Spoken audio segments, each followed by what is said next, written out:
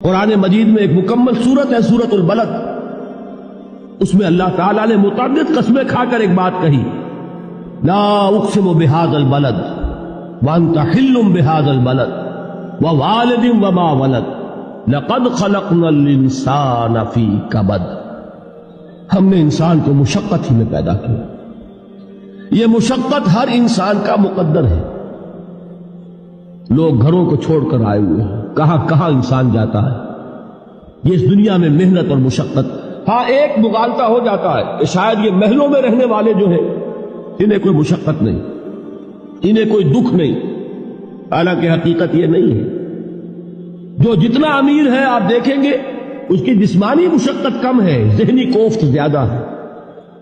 ٹرینکولائزرز کی انہیں ضرورت پڑتی ہے، انہیں سیڈیٹیوز چاہیے، خواب آور دوائیں مزدور کو نہیں کبھی ضرورت پڑے گی۔